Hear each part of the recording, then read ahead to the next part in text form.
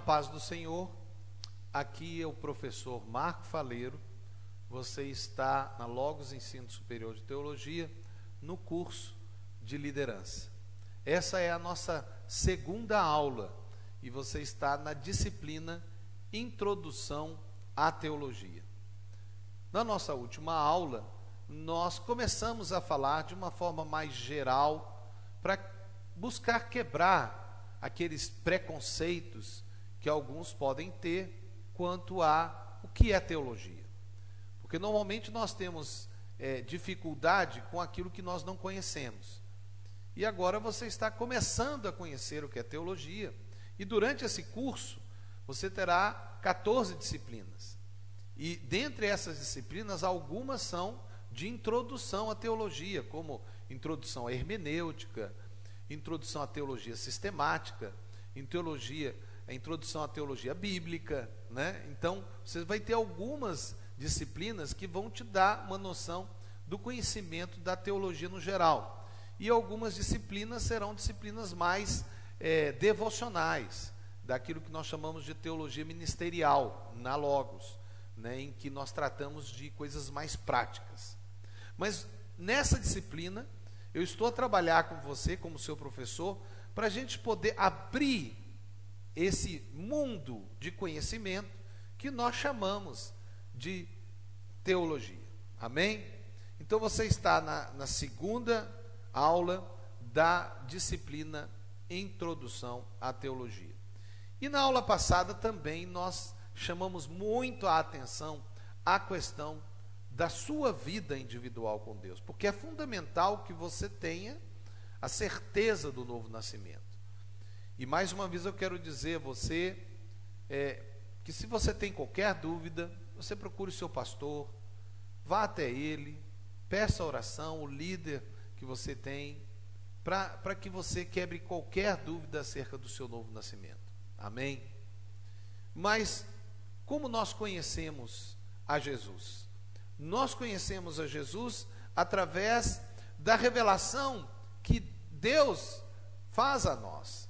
E essa revelação que Deus traz a nós, ela é algo que Ele já nos deu, Ele nos foi dado. Não é algo que nós inventamos, que nós criamos. É algo que Ele já nos deu, que está disponível a nós. E somos nós, a igreja, que devemos pregar a verdade.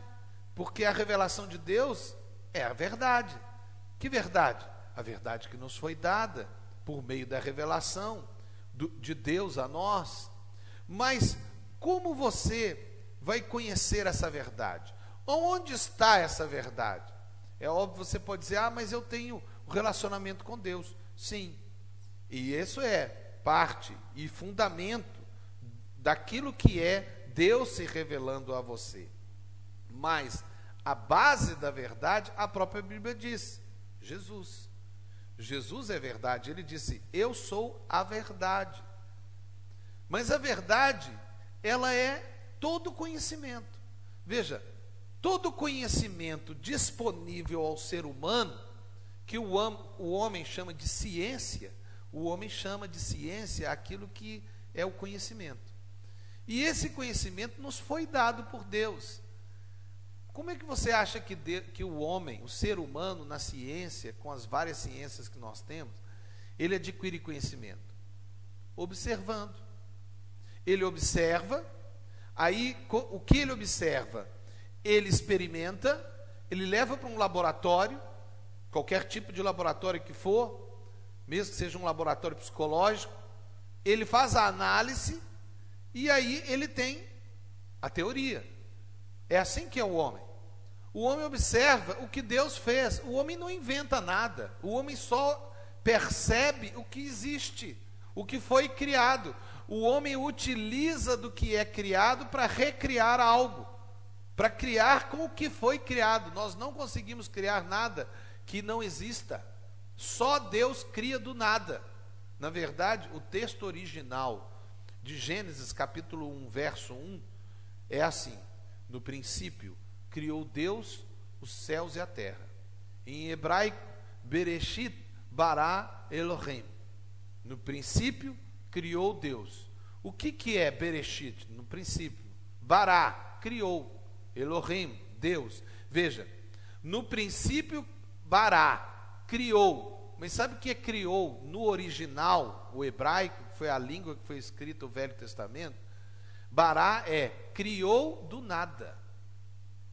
Só Deus pode barar, ou seja, só Deus pode criar do nada. Nós não podemos. Nós criamos do que já foi criado. Então nos foi dado, nos foi revelado e nós criamos. Então todo conhecimento que existe é a verdade.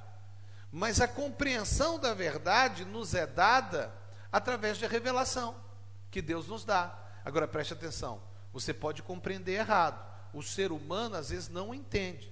Veja, há muito tempo atrás a igreja, na Idade Média, achava que o mundo era uma terra chata e que a terra era o centro do universo ou do sistema solar. E a igreja dizia que quem não cresce nisso era um herege. A igreja estava errada.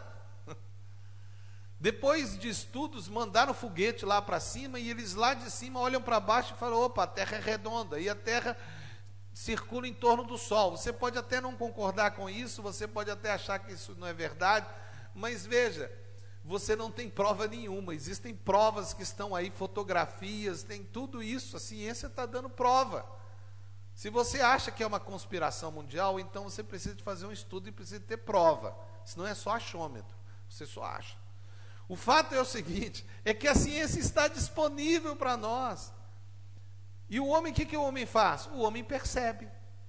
O homem olha e percebe. Agora a gente pode errar. E para isso nós temos o Espírito Santo para nos mostrar que nós podemos estar errados, senão nós vamos errar. É interessante que o apóstolo João, lá no livro dele, no Evangelho de João, no capítulo 1, verso 1, ele também fala a mesma palavra de Gênesis capítulo 1. Na verdade ele faz uma coisa como que igual. E ele começa o seu evangelho dizendo: no princípio era o Logos, ou, como nós traduzimos para o português, verbo, né? No princípio era o verbo estava com Deus e o verbo era Deus. A palavra original é enarque enhologos, que é o que? No princípio era o Logos. O Logos é o que? Logos é palavra. Nós temos duas palavras do original grego, que foi a língua escrita, o Novo Testamento, para se traduzir pelo substantivo palavra. É logos e rema.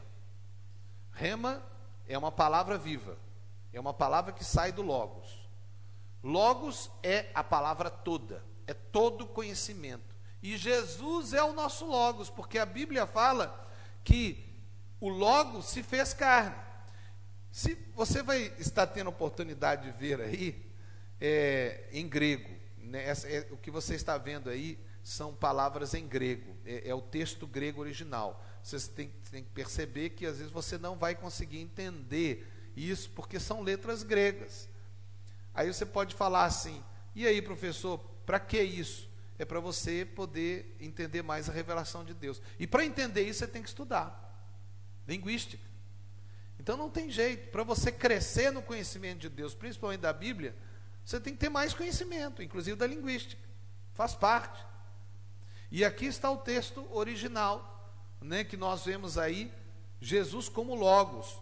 E depois, um pouquinho mais para frente, conforme eu falei, e o Logos se fez carne e habitou entre nós, e vimos a sua glória como a glória do unigênito do Pai. Então Jesus se fez carne, ou seja, todo conhecimento está em Jesus. Ele é a verdade absoluta. E ele se fez carne, ele se mostrou. Você quer conhecer a Bíblia? Nós, no campo da hermenêutica, e eu também sou professor dessa área, da hermenêutica, que é a interpretação da Bíblia, nós falamos que Jesus é a chave hermenêutica. O que significa? Você quer conhecer a Bíblia? Põe Jesus ali. Porque a Bíblia toda aponta para Jesus. Se Jesus não for revelado, tem alguma coisa errada na sua interpretação. Se a glória não for de Jesus, tem alguma coisa errada na sua interpretação da Bíblia. Como é que Deus deixou esse conhecimento para nós? Por meio da igreja. A igreja é o corpo de Cristo. Então, como que Jesus se revela ao homem? Através da igreja. Você quer conhecer Jesus? Conviva com a igreja. Sabe aquele irmão, uma irmã que anda com Deus, está do seu lado? Ele vai começar a falar, ele vai começar a viver, você fala assim, ah, isso é Jesus. Porque nós somos a Bíblia viva. Vocês querem saber como é que o mundo lê Jesus? Através de nós. É por isso que você tem que ter um testemunho que honre, que demonstre quem é Jesus Cristo. Porque você é a Bíblia que o mundo lê. Mas vamos seguir. Também nós temos tradições na igreja, né, que podem ser feitas pela igreja, mas essas tradições são só meios que nós usamos, faz parte de cultura.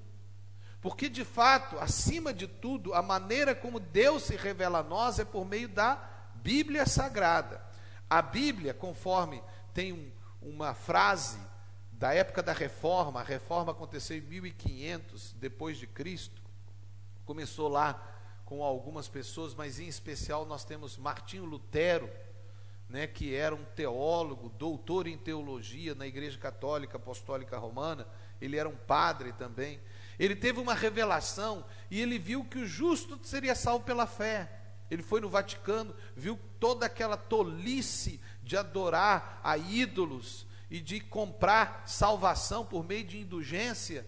E ele também começou a ver aquela coisa de orar aos mortos, né? Porque quando a pessoa ora para Maria, Maria foi uma serva do Senhor Jesus, mãe do nosso Senhor, mulher de Deus, irmã em Cristo, mas ela morreu, está esperando a ressurreição, ela não pode ouvir, ela é morta. Pedro está morto, e tem pessoas que vão buscar nos mortos. Isso é necromancia, isso é oração aos mortos, a Bíblia chama de feitiçaria. E Lutero olhou a igreja católica cheia de feitiçaria, cheia de magia, e ele levantou e falou, não, a igreja não pode aceitar isso, a gente não é salvo, a gente não compra a salvação é por meio da fé. Mas então quando Lutero, ele viu todos aqueles erros na igreja católica, ele fez 95 teses, e ele colocou lá na igreja dele. Eu não vou contar a história da reforma, mas no final ele foi expulso, tentaram matar ele, iniciou uma nova igreja, que foi a igreja luterana. Depois da igreja luterana veio todas as outras igrejas, inclusive as nossas, né, que são chamadas de evangélicas. Mas tudo começou ali com aquele homem. Teve outros, como Calvino, né, que também deram aquele grito por causa do erro da doutrina católica. Mas o fato é que ele fez uma afirmação que até hoje, alguns acham até que está na Bíblia, mas não está, uma afirmação que você deve guardar. É que a Bíblia é a nossa única regra de fé e prática. Então, nós temos a tradição nossa, nós temos os nossos líderes, né, que são os pastores, e tanto as nossas tradições como os nossos líderes, eles têm que determinar prática de conduta, tem que haver julgamento, tem que haver determinação de normas. Mas preste atenção, tudo que as nossas tradições ou os nossos líderes determinam tem que estar de acordo com a Bíblia. Se eles fizerem qualquer tradição nossa, qualquer manual de teologia, qualquer coisa que um pastor tiver, uma revelação, seja o que for, se for contra a Bíblia, tem uma coisa errada. E isso é uma coisa que todos nós, cristãos reformados, evangélicos, pentecostais, nós acreditamos. É que a Bíblia é a nossa única regra de fé e prática. Tudo tem que partir da Bíblia. Se alguém falar algo que seja contra a Bíblia, essa pessoa está em um erro. E a história da igreja mostra os erros de muitos que começaram a sair fora da Bíblia Sagrada. Alguém vira e fala assim, um anjo desceu do céu e me deu uma nova revelação. Bom, aí você vê, qual revelação? Está de acordo com a Bíblia? Não, então esse anjo, não era demônio, você está enganado, não era anjo não. Porque anjo não vai falar nada contra a Bíblia. O máximo que ele vai dar é uma revelação que está na Bíblia. Amém? Então lembre-se, a Bíblia é a nossa única regra de fé e prática. Em quanto tempo que a Bíblia foi escrita? Você sabe quanto tempo? como eu já falei na aula passada, né? A Bíblia começou a ser escrita com Moisés.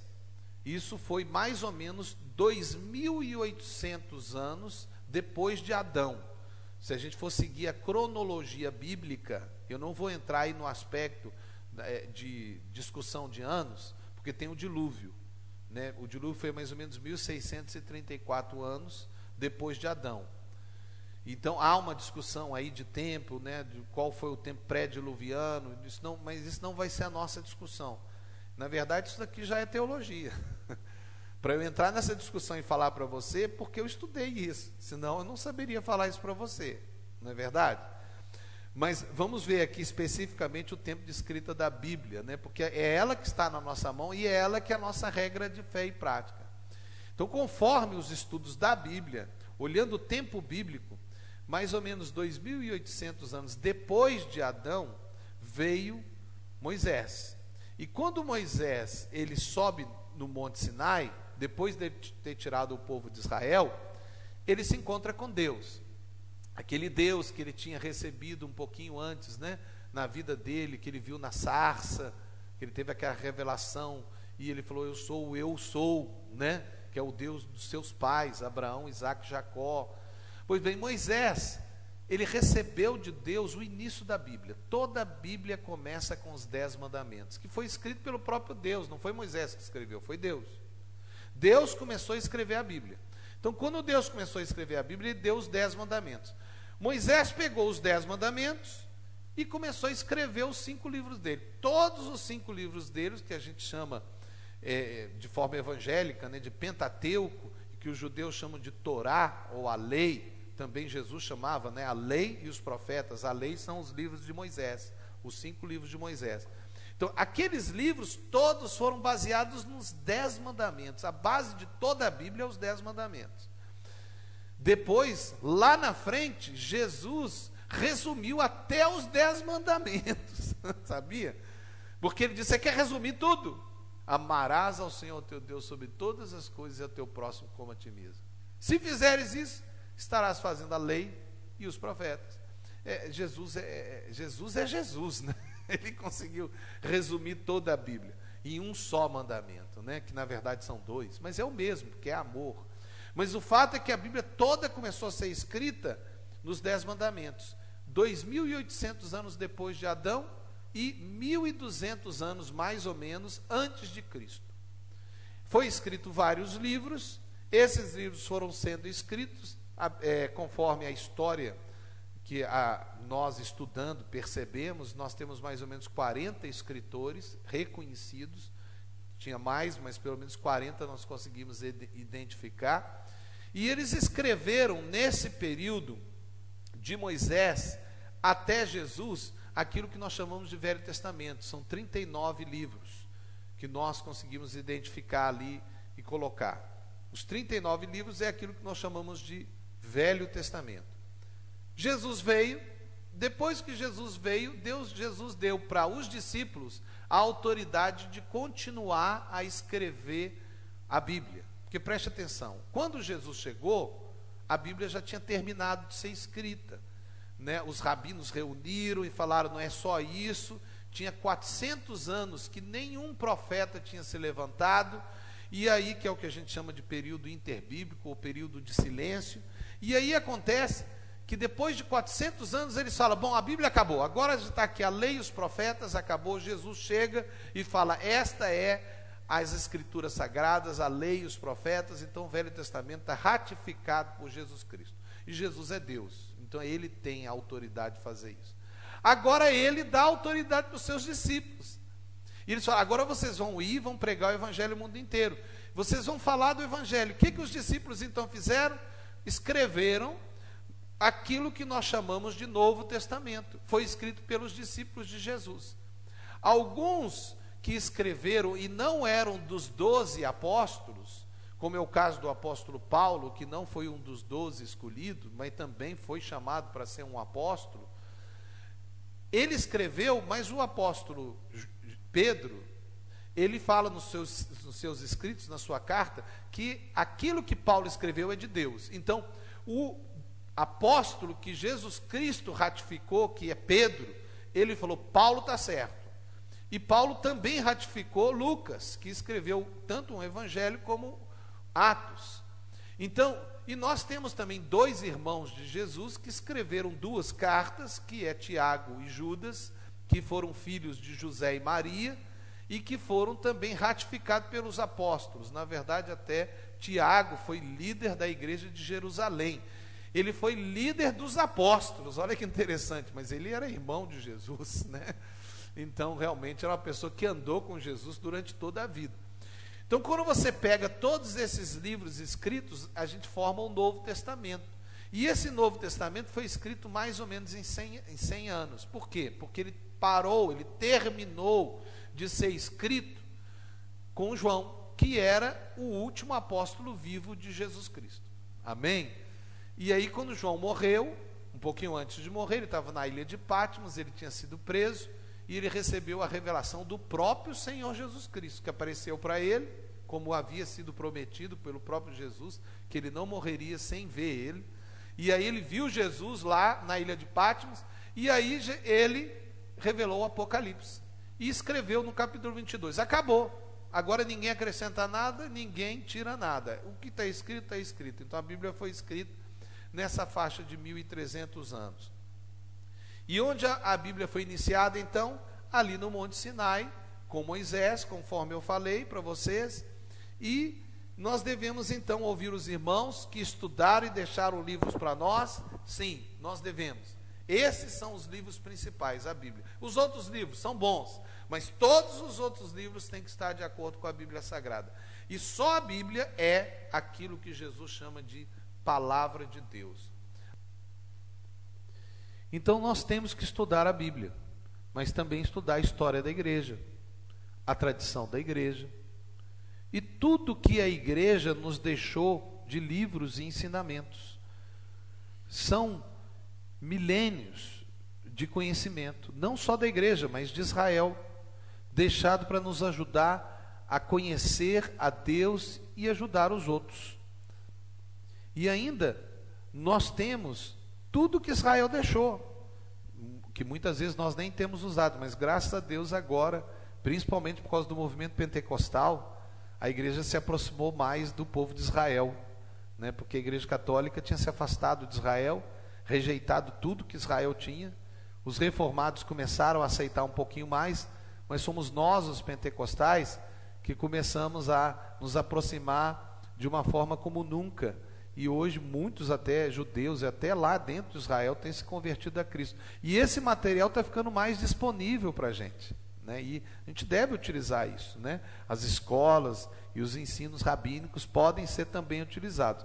Claro, sempre analisando segundo o Novo Testamento também, né? Porque o Novo Testamento é a revelação daquilo que está no Velho Testamento. Agora, você tem estudado alguma coisa? Você tem estudado isto? Você tem, assim, gasto tempo em ver outros livros, em principalmente e essencialmente estudar a Bíblia? Ou você só fica baseado no que se prega no púlpito? Você tem que ter um relacionamento com Deus, você tem que ler a Bíblia, você e Deus. Nesse curso, você terá uma introdução, mas se quiser ampliar, você terá que fazer um curso, talvez de bacharel em teologia. Você pode fazer outros cursos, não é verdade? Ele pode ser feito, se for o caso de bacharel em teologia, ele pode ser feito em 2 ou 3 anos, né? O nosso básico é 1 ou 2 anos, né? O que a gente chama de teológico ministerial. Então é um curso que você pode fazer também. Agora, esse curso que você está fazendo, que é o curso de liderança, ele é de 6 meses. Então, não vai ter só essa disciplina, vai ter outras disciplinas. Você vai ter que ver vídeo a vídeo, gastar tempo, amém? Então, não fique só assim, eu não vou ver. Não faça isso. Se você não vê, você não está participando. Eu vou fazer só para os outros verem. Para que você está fazendo isso? Você está enganando você mesmo, né? Você está disponível no nosso site. Você diz, eu quero a participação porque eu quero que o pastor da igreja, porque nós somos uma parceria com a sua igreja, eu quero que o pastor saiba que eu fui e vi. Mas você não viu? Você mandou alguém ver? Ou você só deixou lá para poder parecer que você estava lá? Você está enganando. O seu pastor sim, mas principalmente você. Principalmente você. Porque isso é o Espírito Santo que está te disponibilizando. Preste atenção. Se através dessa parceria com a sua igreja você se tornou aluno desse curso, é porque o Espírito Santo assim o quer. Senão você não estaria aqui. Então esteja vendo. E tem mais para estudar? Tem. Mas você pode perguntar, para quê? Para crescer. Quanto mais nós crescemos, mais nós aprendemos. Mais nós temos disponível conhecimento. Ninguém cresce sem viver o tempo de crescimento. Não dá para crescer assim, no instante. Tem que ter tempo de crescimento. Tem que se gastar tempo, tem que se crescer. É assim que é o natural. É assim que Deus fez. Nada é adquirido na vida de forma mágica. Veja como Deus fez. É assim que deve ser. Você vê uma criança pequena, ela vira adolescente, ela fica mais velha e depois ela envelhece. E ela vai crescendo. Provérbios 21:5 diz: os planos do diligente tendem à abundância, mas a pressa excessiva à pobreza. Se você quer alguém pobre, vai ser uma pessoa que não quer construir nada. E aqui não diz só de pobreza de dinheiro, não. Pobreza de conhecimento. Pobreza de espírito. A pessoa não gasta tempo. Em Provérbios 19, verso 2, diz assim: não é bom proceder sem refletir. Peca quem é precipitado. E em Eclesiastes, no capítulo 10, verso 10, diz assim: se o ferro está embotado e não lhe afia o corte, é preciso redobrar a força, mas a sabedoria resolve com um bom êxito. Então veja, se você tem um ferro e afia o corte, fica mais fácil. Então tem que gastar tempo, tem que afiar, tem que ser bem afiado, senão vai ter que redobrar a força. Mas a sabedoria resolve com bom êxito. Em Provérbios 20, 21 diz assim: a posse antecipada de uma herança, no fim, não será abençoada. Então receba as coisas na hora certa. Não tenta pegar o que não foi dado para você. E para ser dado você precisa de adquirir. Provérbios 28, 20 diz assim: o homem fiel será acumulado de bênçãos, mas o que se apressa a enriquecer não passará sem castigo. Provérbios 25, 8 diz assim: não te apresses a litigar, brigar, competir, pois ao fim o que farás quando o teu próximo te puser em apuros?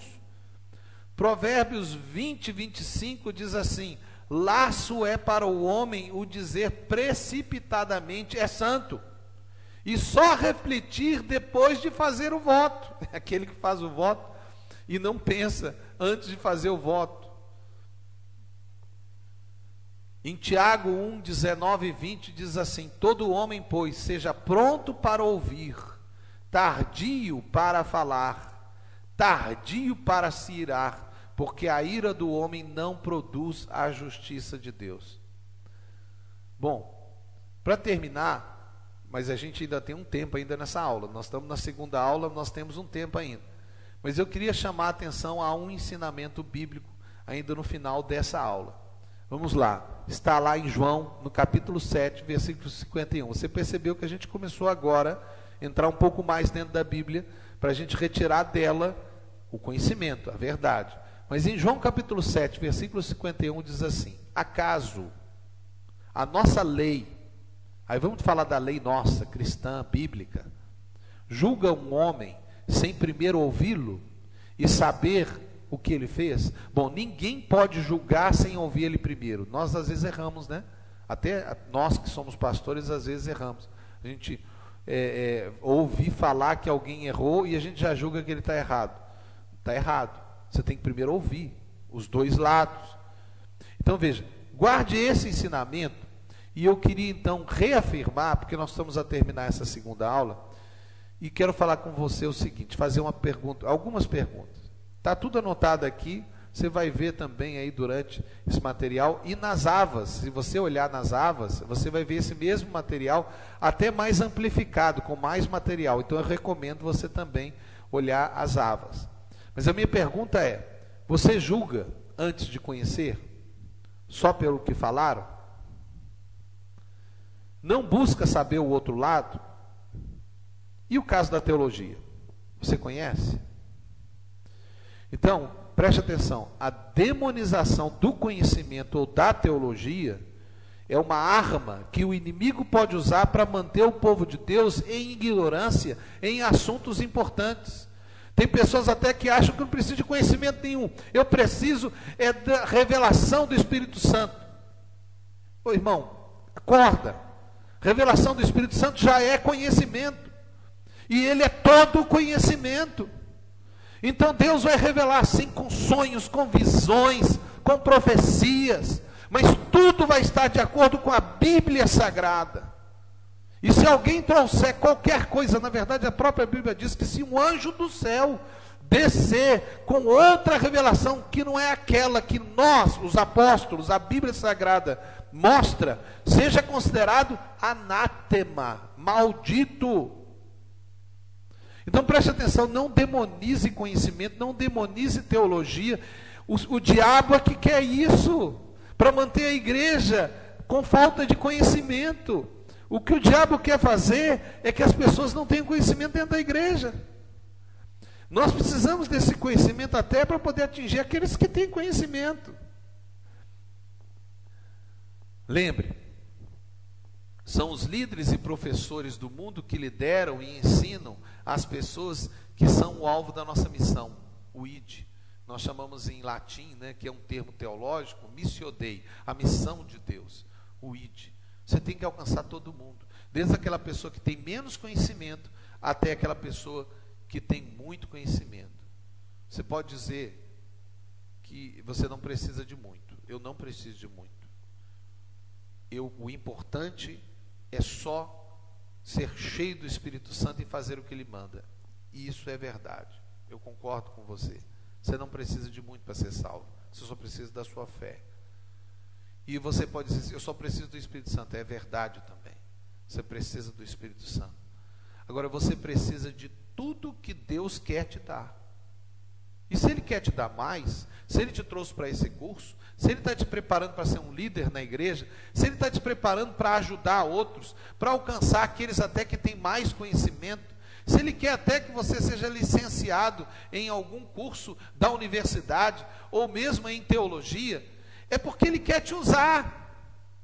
E você deve ter tudo que Deus quer te dar. E o que Ele tem para te dar? Eu não sei. Ele vai te falar, se Ele te colocou nesse curso, é porque Ele quer te dar isso. Não é verdade? Senão Ele não teria te colocado aqui. Sem dúvida, estar cheio do Espírito Santo é o fundamento da revelação de Deus ao homem. Você mesmo já me ouviu falar isso. Mas pode ter muito conhecimento e ser cheio do Espírito Santo. Por que não? A Bíblia mostra isso. Veja Moisés, um homem cheio de todo o conhecimento da época dele. Ninguém foi mais bem preparado do que os príncipes do Egito. Ele tinha conhecimento de tudo, de todos os povos daquela época. Moisés foi preparado como filho de Faraó, da filha de Faraó. Ele tinha todo o conhecimento e ele começou a escrever a Bíblia. Por quê? Por que será que Deus quis usar um homem com tanto conhecimento? Ele foi usado por Deus. O apóstolo Paulo, por que Deus usou o apóstolo Paulo, teólogo, doutor em teologia pela escola rabínica de Iliel? Ele era aluno do neto de Iliel, Gamaliel, e ele tinha todo aquele conhecimento, escreveu a maior parte do Novo Testamento. Por quê, irmãos? Porque Deus quis usar assim. Agora, alguém pode falar assim, mas e os outros homens? Os que eram analfabetos? Os que tinham pouco conhecimento, Deus pode usar? Pode também. Veja aí o caso de Pedro, de João, que eram pescadores analfabetos. Na verdade, a maioria deles era analfabeto. Eram pouquíssimos que eram alfabetizados. Jesus, na verdade, até era um espanto, porque ele era alfabetizado, ele lia. Ninguém era assim normalmente.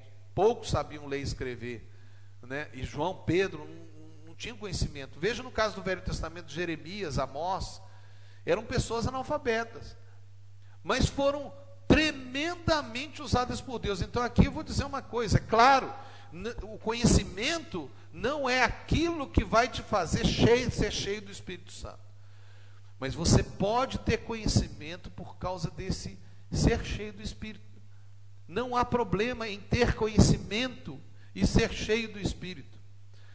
Sempre é bom lembrar que Jesus ensinou 3 anos e meio os apóstolos. Inclusive é a base para a maioria dos seminários hoje no mundo, né? Nós utilizamos exatamente por causa de 3 anos e meio, que é a ideia que Jesus fez ao treinar os seus apóstolos. Mas eles foram treinados por quem? Por Deus. Alguns dizem até que alguns até foram alfabetizados. Nós sabemos que Mateus era alfabetizado. Depois João parece que foi alfabetizado. Provavelmente ele deve ter tido acesso. Talvez Jesus tenha até ensinado a eles a ler e escrever. Nós não sabemos. Isso é uma hipótese. Mas o fato é que Jesus gastou tempo treinando. E vocês também têm que ter tempo treinando. Os líderes têm que ter tempo treinando. É bom lembrar que os que foram a base, conforme eu disse, foi Moisés e Paulo. Mas isso não significa que Deus não pode usar qualquer um. Deus pode usar qualquer um. Eu me lembro de um grande conhecedor, um pastor, que é até doutor em teologia. E esse homem, ele foi receber Jesus através de um analfabeta. Ele achava que sabia tudo, tinha estudado. Na verdade, ele nem tinha, ainda era pastor, não era nada. De repente uma senhora chegou, abriu a Bíblia, colocou o dedo e falou assim: essa é a palavra de Deus para você. O homem pegou, olhou, isso é o que Deus está falando para mim mesmo. Tinha a ver com uma situação que ele estava passando. E falou: como é que a senhora sabia? Ela olhou para ele e falou assim: o que está escrito aí? Aí ele leu. Ele falou: ah, que bom, Deus falou com você. Por quê? Porque eu sou analfabeta. Deus pode usar o analfabeto se ele for cheio do Espírito Santo. Mas veja, se Deus está querendo que você tenha conhecimento, então é porque Deus quer. Amém? Então, por favor, não demonize o conhecimento nem a teologia, porque isso é só o conhecimento que a igreja deu para abençoar o reino de Deus. O mundo hoje mudou, e aqui é um ponto final mesmo da nossa aula.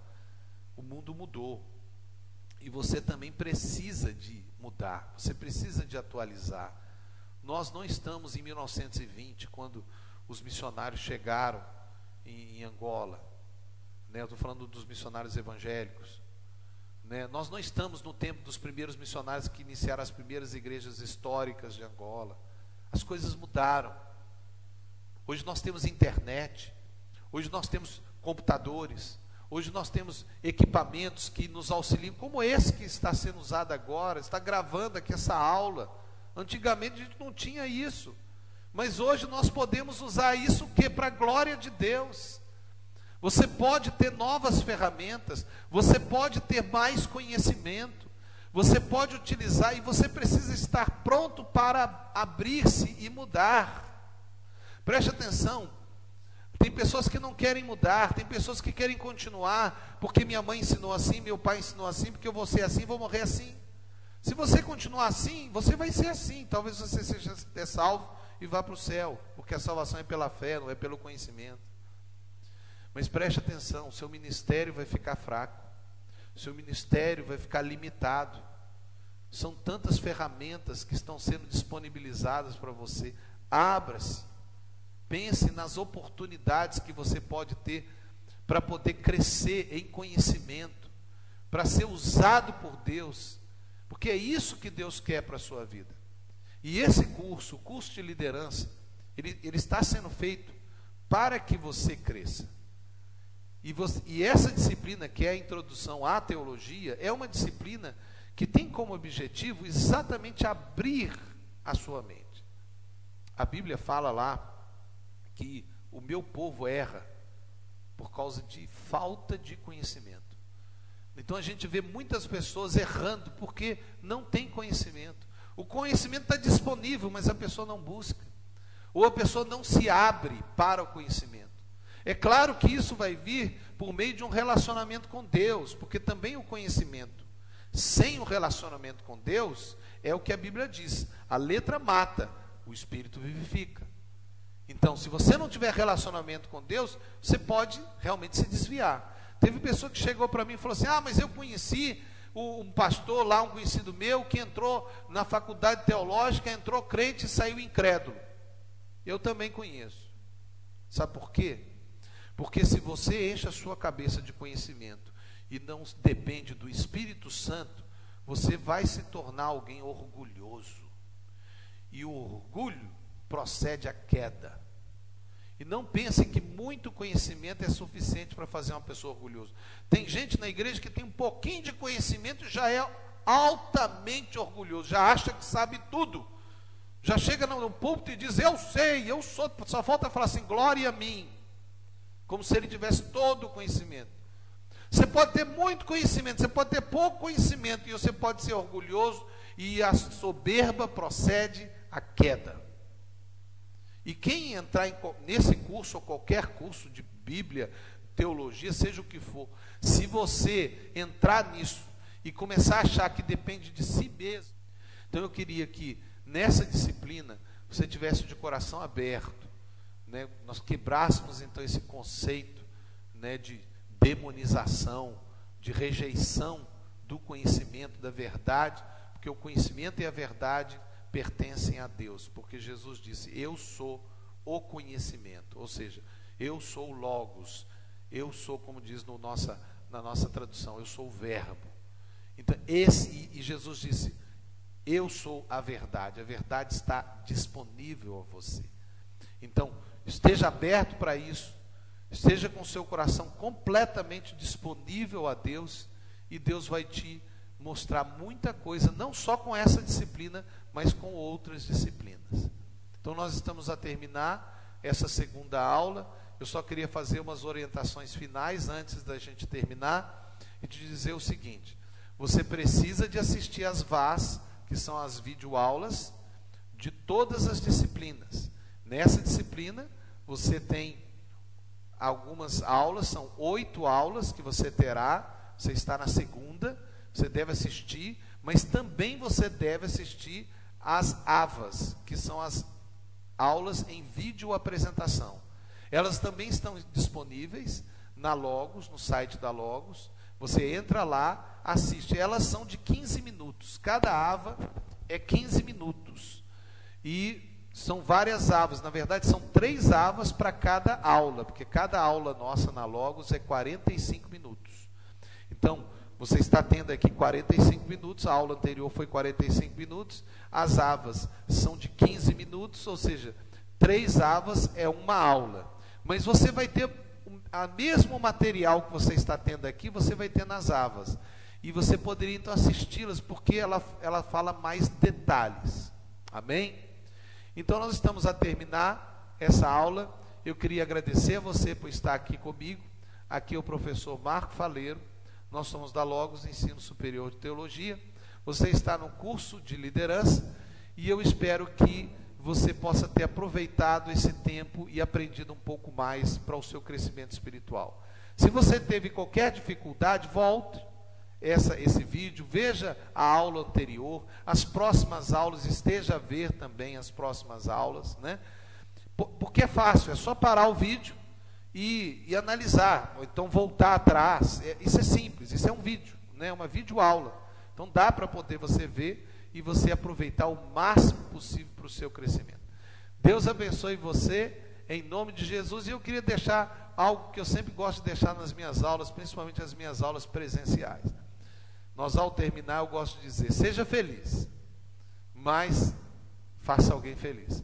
Porque ser feliz só para a gente não serve nada. Eu quero ser feliz também para abençoar os outros. Então, seja feliz, mas faça alguém feliz.